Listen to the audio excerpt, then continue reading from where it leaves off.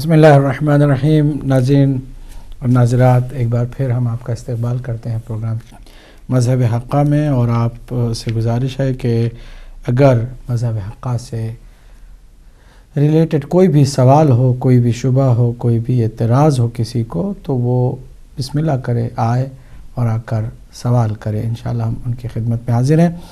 اور ہم نے بریک سے پہلے صرف اتنا ہی عرض کیا ہے آج کے اس پروگرام میں کہ عقیدہ نبوت اور رسالت کے معاملے میں بھی جس طرح سے عقیدہ توحید میں ان لوگوں نے گمراہیاں اختیار کیں کہ جنہوں نے قرآن کی آیت محکمات کو چھوڑ دیا اور اہل بیت اطہار کے نقش قدم کو نہیں اپنایا، سرکار کی بھی شان میں گستاخیاں جو موجود ہیں کتابوں میں، اس کی وجہ یہی ہے کہ اہل بیت اطہار سے معرفت پیغمبر اکرم صلی اللہ علیہ وآلہ وسلم لینے کی کوشش نہیں کی۔ پہلے کال کو آج کے اس پروگرام میں شامل کرتے ہیں۔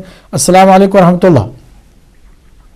وعلیکم السلام۔ عابدی صاحب ایک تو حوالے اگر آپ ان پہ رہنمائی فرما دیں تو۔ جناب فرمائیے۔ آپ نے جیسا فرمایا تھا کہ کوئی وسائل الشیعہ سے اگر کوئی حوالے ہوں تو وہ آپ ان پہ گفتگو کرنے کے لیے تیار ہیں۔ جی، وسائل الشیعہ کے اندر زرارہ کے حوالے سے ہمیں حوالہ ملتا ہے کہ امام جعفر صادق علیہ الصلوۃ والسلام سے زرارہ پوچھتا ہے کہ میری ٹوپی پیشاب میں گر گئی تھی، میں نے اٹھا کر اپنے سر پہ رکھ لی، نماز پڑھ لی، تو امام پاک نے فرمایا کہ اس میں کوئی حرج نہیں، تیری نماز ہو گئی ہے۔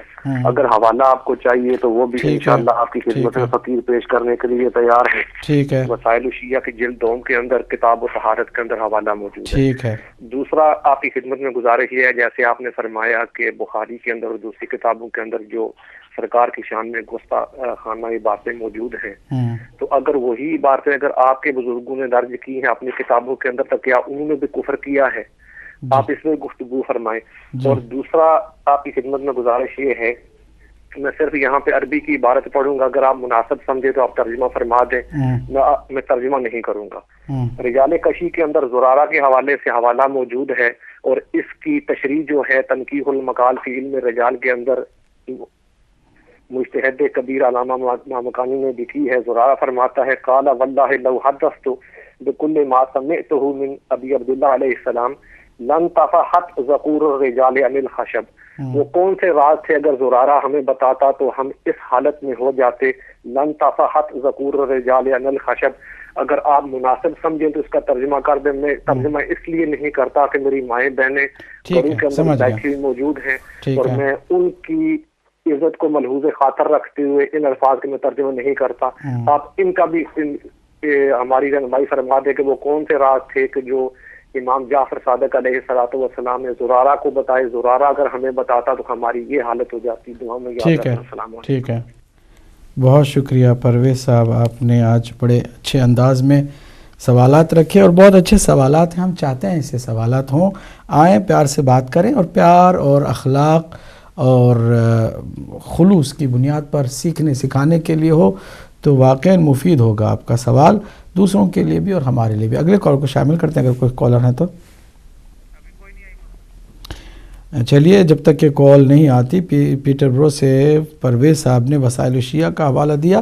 وہ ایک شرعی مسئلے سے ریلیٹڈ بات تھی، اور وسائل الشیعہ میں اکثر شرعی مسائل پر گفتگو ہوتی ہے، سوال کیا جاتا ہے، جواب دیا جاتا ہے، اور اس میں توہین کا شائبہ، توہین کا پہلو میں نہیں سمجھتا ہوں کہ کوئی نظر آتا ہو۔ اگر ٹوپی پیشاب میں گر گئی اور وہ نجس ہو گئی، انہوں نے بغیر اس کو دیکھے پہن لیا اور نماز پڑھ لی، نماز کے بعد پوچھ رہے ہیں ابھی کیا کرنا چاہیے، تو امام نے فرما دیا مثلاً کہ نماز صحیح ہے، کیونکہ اگر انجانے میں کوئی چیز انسان غلط کرتا ہے اور اس کے بعد وہ ریئلائز کرتا ہے تو جو نماز پڑھ چکا ہوتا ہے وہ نماز باطل نہیں ہوتی۔ ایک شرعی مسئلہ ہے، اس میں توہین کہاں ہے؟ بات سرکار کی شان میں خود سرکار کی زبانی کہ نعوذ باللہ جب مجھ پر وحی نازل نہیں ہوتی تھی تو میں خودکشی کرنے کے لیے بھی تیار ہو جاتا تھا، نعوذ باللہ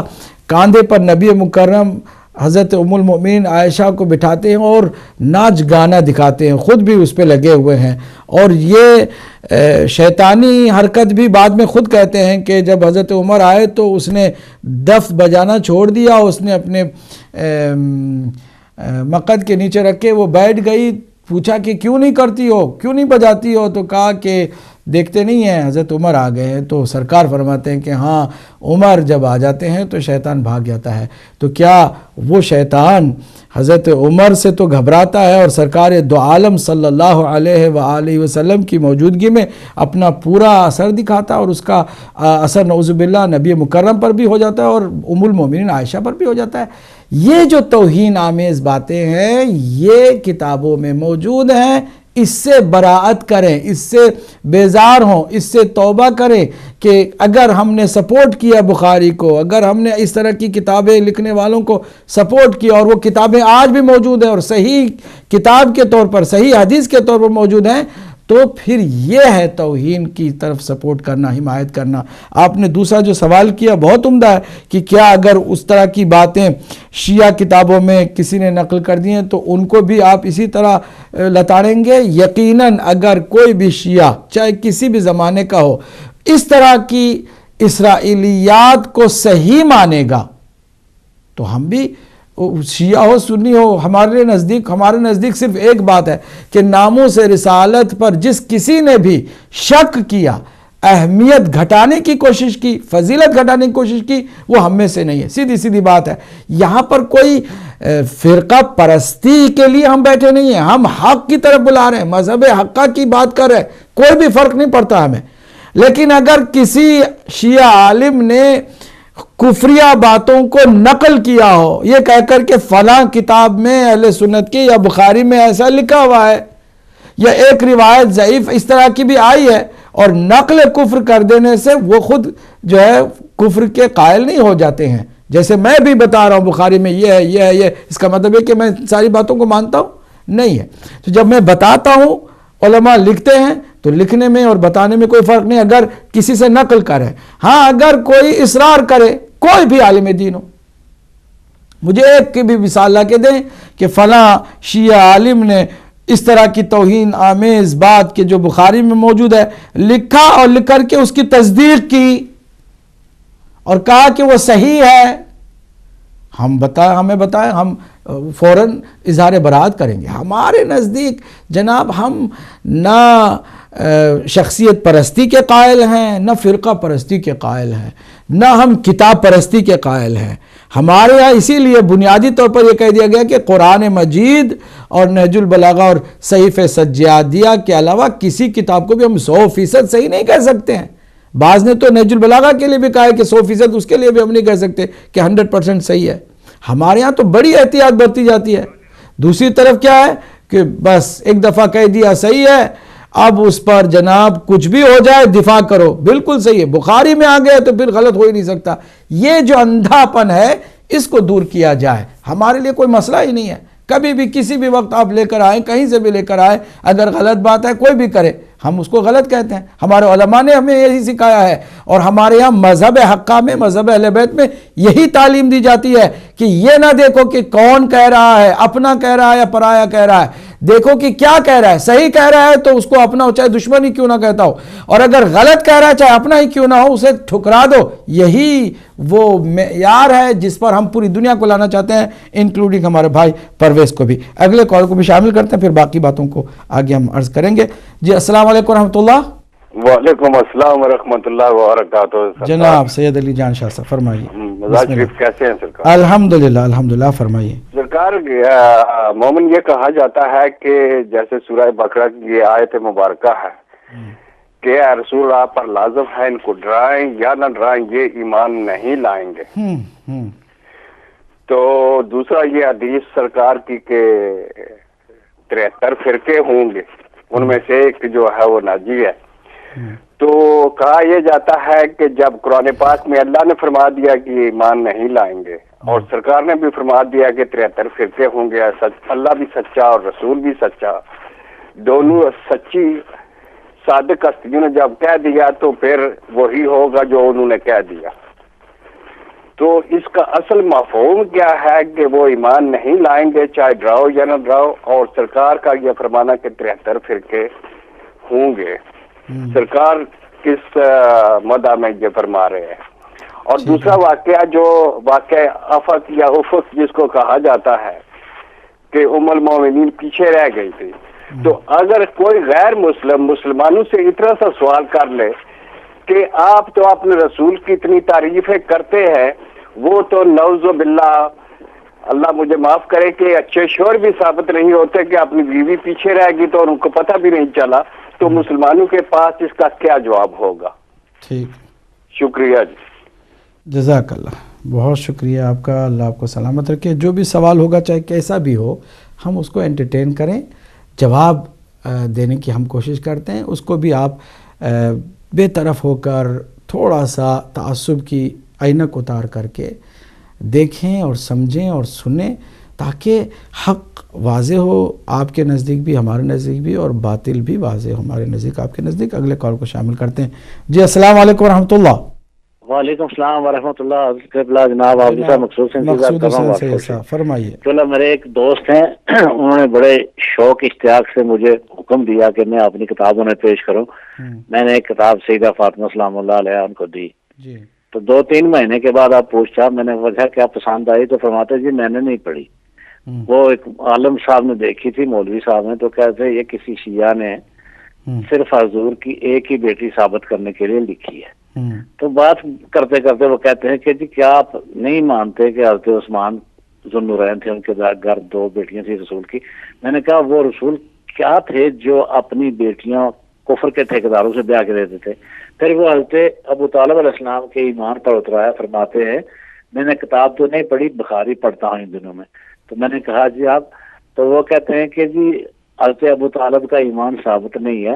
سوال یہ ہے کہ وہ پیغمبر جو کائنات کی خبریں دیتا ہے, جو قیامت کی خبریں دیتا ہے, ہم مانتے ہیں, کیا آپ صلی اللہ علیہ وسلم کو 40 برس, کم از کم 40 برس حضرت ابو طالب کے ساتھ رہتے ہوئے یہ علم نہ ہو سکا کہ جس گھر میں پیغمبر رہتے ہیں کونوں خدروں میں بت بھی پڑے ہوئے ہیں جن کی پرستش کی جاتی ہے, تو ہم کیا سمجھے کہ کیا پیغمبر ایسے گھر میں پرورش پاتے تھے جس میں بتوں کی عبادت ہوتی تھی؟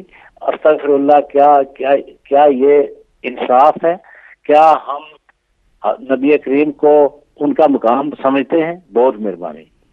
ٹھیک ہے, جزاک اللہ. سوال ہیں ہم نے نوٹ کیے ہیں, انشاءاللہ آپ کی خدمت میں جواب دیں گے. اگر کوئی ناظرین مزید سوال ہوں تو تشریف لائیے گا. جی اگلے کال کو بھی شامل کرتے ہیں. السلام علیکم ورحمۃ اللہ. وعلیکم السلام ورحمۃ اللہ وبرکاتہ. اللہ صاحب اجازت خان کربلائی عرض کر رہا ہوں. جناب مولا آپ کو سلامت رکھے, مولا حیاتی کرے, اور لوگوں کو مولا ہدایت کی طرف جو آپ بتا رہے ہیں ان پر عمل کرنے کی توفیق عطا فرمائے. الہی آمین. میری گزارش یہ ہے کہ اللہ صاحب آج کا میرا سوال ہے, یہ بڑی مشہور آیا ہے, اس کا ذکر بھی ہو چکا ہے, میں تو صرف توجہ دلانا چاہتا ہوں, ذرا غور کریں. جی. تو آیت کریمہ ہے جناب علی قبلہ صاحب سورہ نساء کے 59 نمبر. بسم اللہ الرحمن الرحیم. یا ایھا الذین آمنوا اطیعوا اللہ واطیعوا الرسول واولی الامر منکم.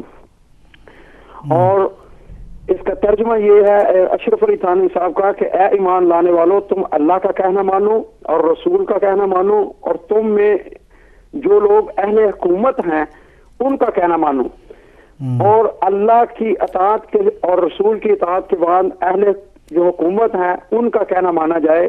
یعنی ثابت ہوا کہ اولو الامر اہل حکومت ہیں. تو اس پر ہمیں بتائیں کہ اولو الامر اہل حکومت ہیں. اور پیغمبر خدا کا فرمان ہے بسم اللہ الرحمن الرحیم. ماسل اہل بیتی کماسل سفینۃ نوح من راکبہا نجا ومن تخلف عنہا ہلاکا. اور میرے اہل بیت کی جو مثال ہے وہ کشتی نوح کی جیسی ہے, اس میں جو سوار ہوا وہ اس میں نجات پائی اور جو ہٹا وہ ہلاک ہو گیا. تو قبلہ صاحب عرض خدمت میری یہ ہے کہ اللہ تعالیٰ محمد و آل محمد کے صدقے میں کائنات میں دنیا کو اس پاک کلام سمجھنے کی توفیق عطا فرمائے, اور ان سے قرآن میں پاک سمجھے جو اولو الامر ہیں, اور اولو الامر میں بتائیں. اور پیغمبر خدا کا یہ جو فرمان ہے, یہ سفینۃ نوح جو ہے یہ کون سی کشتی ہے جو پیغمبر خدا ہم کو بتا کر گئے ہیں. اللہم صلی علی محمد و آل محمد وعجل فرجہم. بہت شکریہ. اعجاز حسین کربلا صاحب گلاسگو سے تھے, آپ نے بھی 2 سوال کیے ہیں. انشاءاللہ ہم اس پر بھی تھوڑی سی گفتگو کریں گے, بلکہ ٹائم ہمارا نہیں رہ گیا. آخری کال کو ہم شامل کرتے ہیں. السلام علیکم ورحمۃ اللہ. وعلیکم السلام. آپ بھی صاحب معذرت چاہتا ہوں آپ کو دوبارہ تکلیف. فرمائیے پرویز صاحب. اگر آپ کی طرف سے اجازت ہو تو ایک گزارش آپ کی خدمت میں پیش کرنا چاہتا ہوں. جناب فرمائیے. آپ بھی صاحب گزارش آپ کی خدمت میں یہ ہے کہ حضرت ابو طالب رضی اللہ تعالی عنہ کے متعلق شیعہ بھی اور سنی بھی دونوں اپنے تقریروں کو، اپنی مجالس کو چمکانے کے لیے آپ کے اوپر گفتگو کرتے ہیں. میری گزارش پوری قوم کی خدمت میں یہ ہے کہ انڈیا پاکستان بننے سے پہلے کا یہ واقعہ مشہور موجود ہے.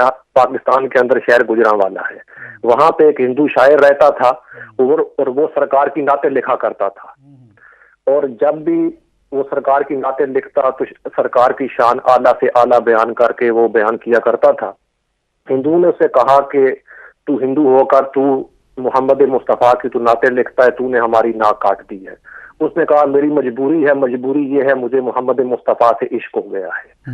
جب اس کا آخری ٹائم آیا، اس کی جان نہیں نکل رہی تھی، سرکار نے آ کر دلو رام کوسری کو آ کر کلمہ پڑھایا. سوال پوری قوم کے سامنے میرا یہ ہے کہ جو صرف سرکار کی نعتیں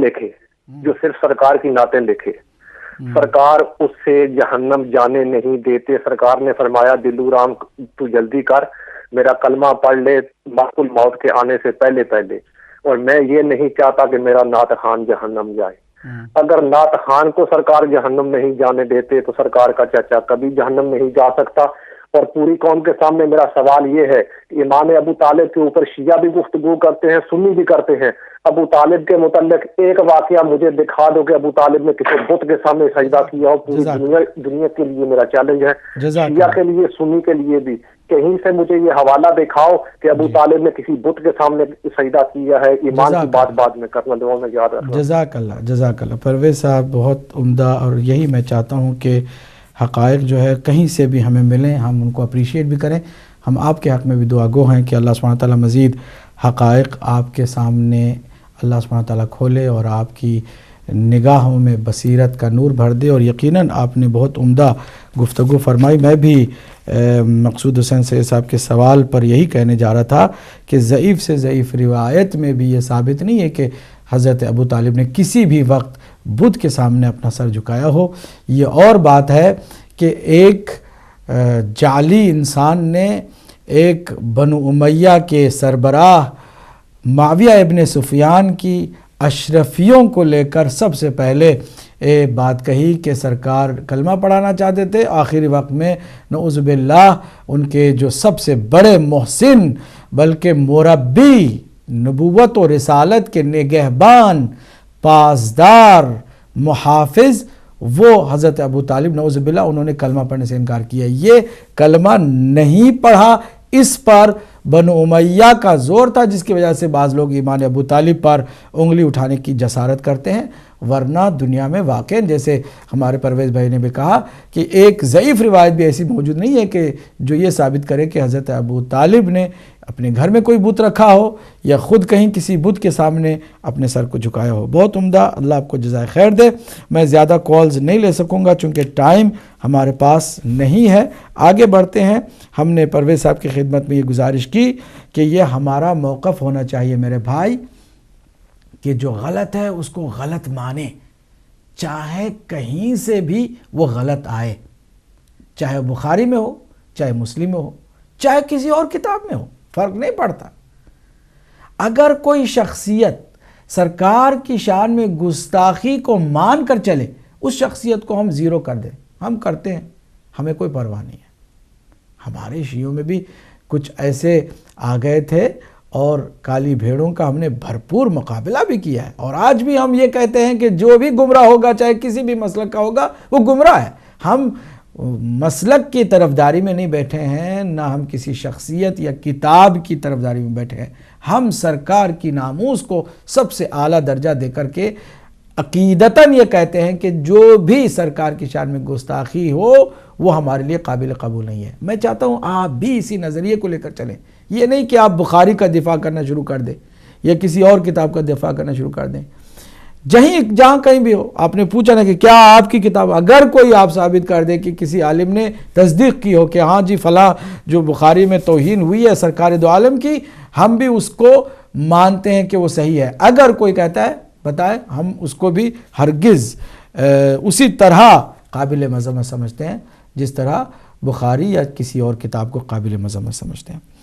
رجال کشی کا آپ نے حوالہ دیا، اسے بھی کوئی بات ثابت نہیں ہوتی ہے۔ میں معذرت کے ساتھ، جیسے آپ نے بھی نہیں ترجمہ کرنا پسند کیا، ہم بھی اس کو رہنے دیتے ہیں، اس میں بھی کوئی کسی امام کی یا کسی نبی کی توہین ثابت نہیں ہوتی ہے۔ باتیں ہوتی رہیں آپس میں، صحابہ کی، ساتھیوں کی، شاگردوں کی، اور اس طرح کے سوال جواب کے سلسلے چلتے رہیں، لیکن بنیادی طور پر ہمیں دیکھنا ہے کہ جو عصمت مآب شخصیات ہیں، رسالت مآب اور آپ کے خاندان مطہر، ان کی شان میں گستاخی نہیں ہونی چاہیے، نہ ان کی طرف گستاخیوں کو نسبت دینی چاہیے، جس طرح سے بخاری میں بھری پڑی ہیں باتیں، نعوذ باللہ، کہ پیغمبر جو ہے وہ جنابت کی حالت میں مسجد میں چلے گئے تھے۔ کتنی بڑی توہین کی بات ہے، آپ جا کے دیکھیں صحیح بخاری جلد 1 اور حدیث نمبر 271 کتاب الغسل میں، کتنی بڑی توہین ہے۔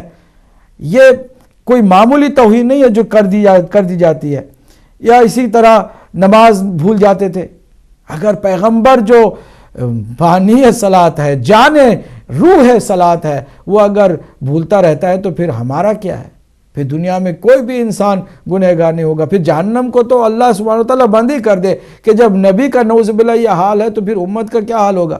نعوذ باللہ من ذالک۔ یا پھر نعوذ باللہ استغفر اللہ ربی من کل ذنب واتوب الیہ، اللہ کی پناہ کہ ہم ایسی بات کو نقل بھی کرتے ہوئے گھبراتے ہیں کہ سرکار دو عالم صلی اللہ علیہ وآلہ وسلم جو ہے وہ کسی کو اپنی خواہش نفسانی کے لیے طلب فرما رہے تھے اور چاہ رہے تھے کہ اس کے ساتھ کوئی ایسی بات ہو۔ کتنی توہین ہے، سرکار دو عالم عالمین کے لیے رحمت بن کر آئے ہیں، جس کی نگاہوں کی ایک معمولی سی تاثیر یہ ہے کہ کائنات کا سارا حسن و جمال آپ کے حسن و جمال کے آگے زیرو ہو جاتا ہے۔ ایسے کے لیے کسی کنیز یا کسی عورت کی طرف آپ کی خواہش کا اظہار، یہ ساری باتیں بخاری میں موجود ہیں۔ یہ توہین آمیز الفاظ اور یہ توہین آمیز فکر بہرحال بخاری میں بھری ہے، اور جب یہی دشمن دیکھتے ہیں اور وہ اگر کوئی فلم بنا دیتے ہیں، کوئی کارٹون بنا دیتے ہیں، تو ہم گلا دشمنوں سے کیا کریں جب کلمہ پڑھنے والوں کا یہ عالم ہے۔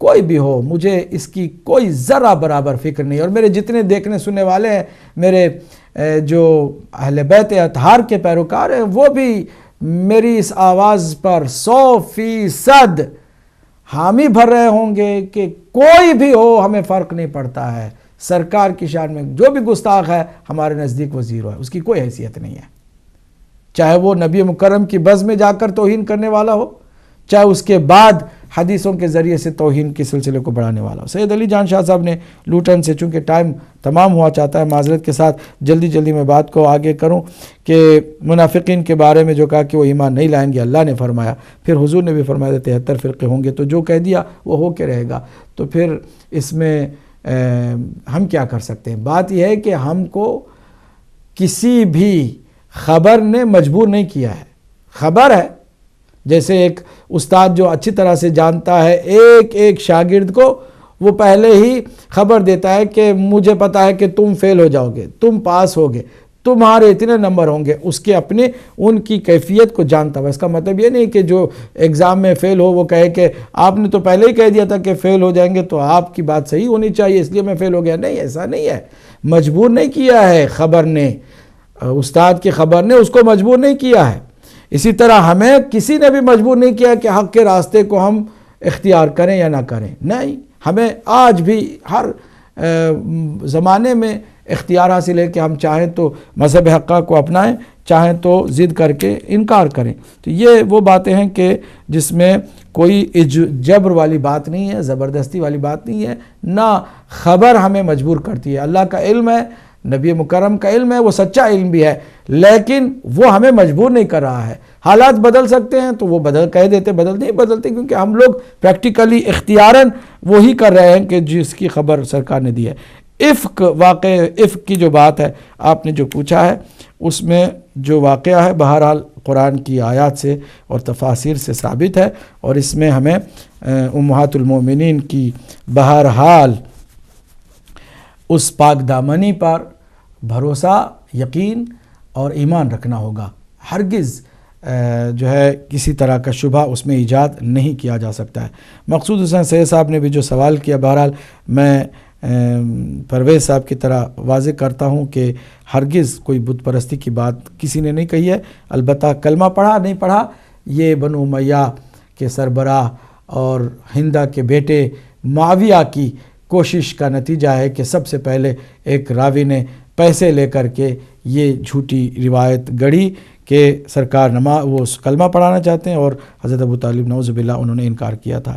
جو کل ایمان کا باپ ہے اس کے ایمان پر انگلی اٹھانا یہ بنو امیہ کی سازش تھی، ورنہ کوئی ثابت نہیں کر سکتا ہے کہ کوئی بت پرستی ہوئی ہو. اعجاز حسین کربلائی صاحب نے بھی بہت عمدہ سوال کیے. اولی الامر منکم میں واضح ہے صاحبان امر ہیں جو اللہ کی جانب سے ہیں، اور وہ 12 امام ہیں، ان کے علاوہ کوئی نہیں ہے. ارباب اقتدار ہوں، حکومت والے ہوں یا کوئی اور ہو، ہرگز مطلقاً کسی کی بھی اطاعت واجب اللہ قرار نہیں دے سکتا، کیونکہ اللہ نے بارہا ظالموں کی، فاسقوں کی، گنہگاروں کی اطاعت سے ہمیں منع کیا ہے. ایک طرف سے وہ منع کرے، دوسری طرف سے کرے کہ جو بھی صاحب حکومت ہے اس کی اطاعت کرو، تو یہ ہرگز قابل قبول بات نہیں ہے. مسئلہ اہل بیتی کا بھی واضح مفہوم ہے. میں زیادہ آپ کا وقت نہیں لے سکتا ہوں کیونکہ ٹائم ہمارا ہو چکا ہے. معذرت کے ساتھ باقی سوالوں کو رہنے دیتے ہیں. اگلے پروگرام میں انشاءاللہ المستعان ہم گفتگو کے سلسلے کو آگے بڑھاتے ہیں کہ جنہوں نے اہل بیت اطہار کے دامن کو نہیں تھاما، وہاں انہوں نے کہاں کہاں گمراہیاں کی ہیں. پھر ہم آگے اہل بیت اطہار نے جو رہنمائی فرمائی ہے وہ بھی گفتگو کریں گے، تاکہ نور اور تاریکی کا یہ سفر ہم سب پر واضح ہو اور ہم نور کی راہ کو اپنائیں، تاکہ دنیا اور آخرت میں نور ہمارے نصیب میں ہو. السلام علیکم ورحمۃ اللہ وبرکاتہ.